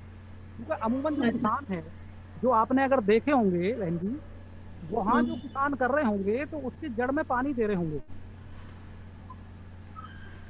हाँ, एक्चुअली ये सब हिली एरियाज में चलता है सर, ये जो है ना पूरा लो लो में नहीं रहता, ये सब हिली एरियाज में ज्यादा हाँ। पहाड़ी इलाके जो रहते हैं ना, बिल्कुल बिल्कुल ठीक है, उधर समझ। मैंने देखा है। तो अभी हम सोच रहे हैं वो एक कॉफी का लेने के लिए, मगर देखा तो उन्होंने केमिकल फर्टिलाइजर्स का ज्यादा यूज किया है। तो सडनली हम जाके जब उसको ये प्राकृतिक इसमें लेके जाएंगे ना, तो वो प्लांट वो, क्योंकि ऑलरेडी वो केमिकली ट्रीटेड प्लांट जैसा है, तो वो कितना इफेक्ट करेगा करके एक डाउट है।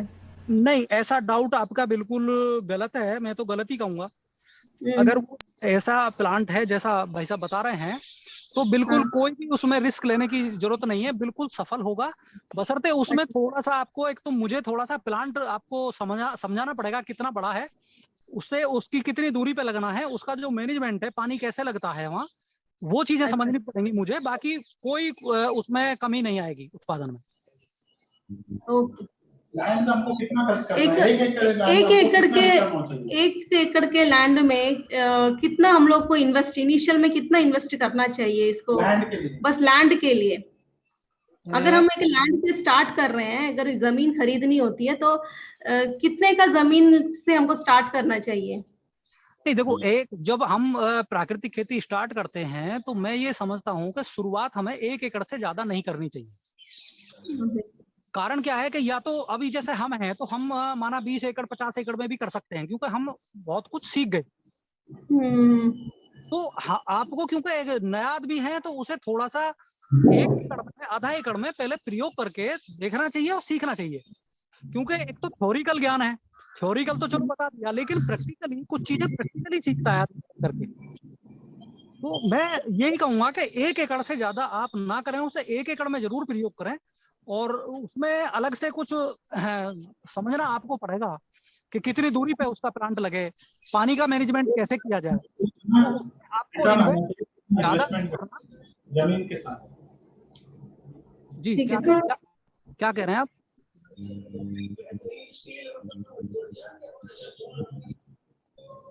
हाँ जी, स्मिता जी, प्रश्न दोबारा से रिपीट करिए आप अपना।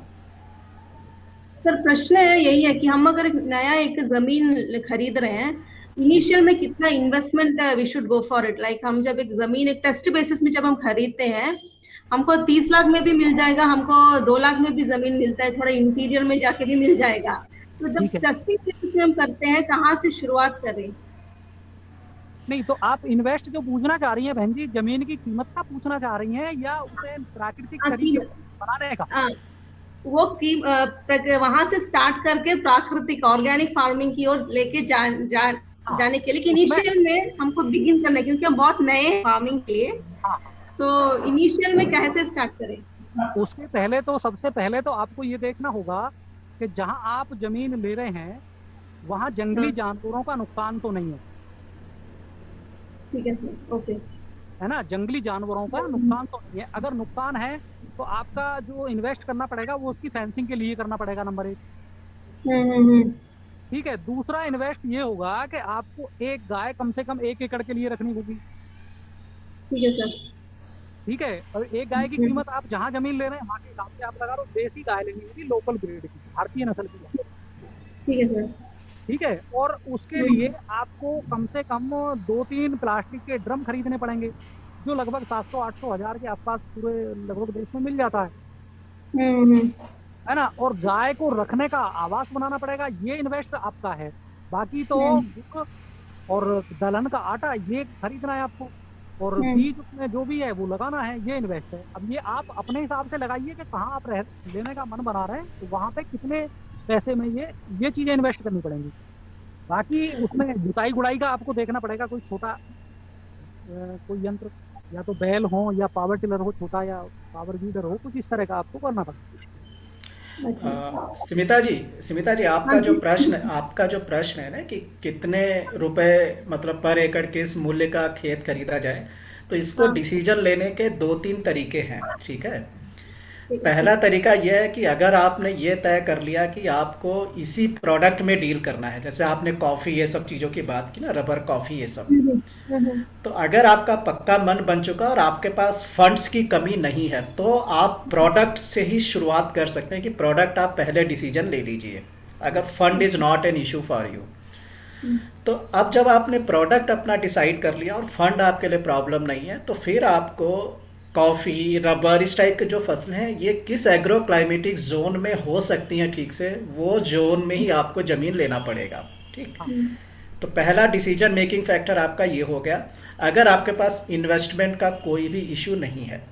दूसरा, अगर इन्वेस्टमेंट आपको रेस्ट्रिक्टेड है कि भाई मुझे बस इतनी लिमिट तक 1 लाख, 5 लाख, 10 लाख रुपए तक ही इन्वेस्ट करना, तो उसमें आपका जो डिसीजन मेकिंग फैक्टर होगा वो होगा कहाँ पे आपके घर के नज़दीक, जहाँ पे आप ऑपरेशंस को आसानी से हैंडल कर सकते हैं, प्रोडक्शन ऑपरेशंस को। ठीक है, तो घर के आसपास कहाँ सबसे सस्ती ज़मीन मिल रही है, उसमें ज़मीन मतलब सड़क पास होना नहीं, सस्ती कितना भी इंटीरियर मिले उससे फ़र्क नहीं है। उसका दूसरा फैक्टर संजीव जी ने बताया कि हाँ, जंगली जानवरों का कोई खतरा नहीं होना चाहिए, नहीं तो फसल को वो ख़राब करेंगे। अगर वो खतरा है तो फिर फेंसिंग का एडिशनल। तो मुख्य विषय यह है कि ज़मीन पे आपको कम से कम इन्वेस्टमेंट करना है, तो जहाँ सस्ती से सस्ती ज़मीन मिले वो लेना है। पूरी दुनिया में जब लैंड, एग्रीकल्चर लैंड खरीदने का जो सिस्टम है, पॉलिसी है, चाहे वो इंडिविजुअल आदमी ले, चाहे गवर्नमेंट, आजकल गवर्नमेंट्स भी बड़े बड़े देशों में, अलग अलग देशों में ज़मीन खरीद रही हैं खेती के लिए। ठीक है ना, फूड सिक्योरिटी के लिए बहुत सारे देशों की सरकारें ये काम कर रही है।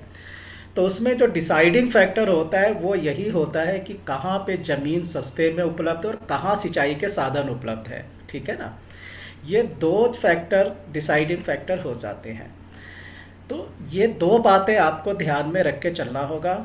अगर प्रोडक्ट आपका पक्का है तो फिर आपको उस एग्रो क्लाइमेटिक जोन को चूज करना पड़ेगा, और अगर प्रोडक्ट फाइनल नहीं है और आप एक लिमिटेड बजट से आगे बढ़ना चाहते हैं, तो जहाँ कम से कम ऑपरेशनली आप उसको हैंडल कर सकें उस ज़मीन को, फ्रिक्वेंटली जाके उस जगह पे कम खर्चे वाली ज़मीन लीजिए और उस एग्रो क्लाइमेटिक जोन में जो फसल अच्छे से हो सकती है उस फसल से शुरुआत करिए। ठीक है, और उसके बाद फिर आप बहुत सारी टेक्निक्स, टेक्नोलॉजी अवेलेबल है। अभी तो संजीव जी जैसे जो किसान हैं, ये तो अभी हर एग्रो क्लाइमेटिक जोन में कोई भी फसल ले ऐसा विधा तक ये लोग आ चुके हैं। बट वो फिर टेक्निक और टेक्नोलॉजी, वो फिर प्रिसीजन फार्मिंग, बहुत सारी चीज़ें फिर उसमें आ जाती हैं, वो इन्वेस्टमेंट अलग से होगा। ये 2 तरीके से आप डिसीजन लीजिए।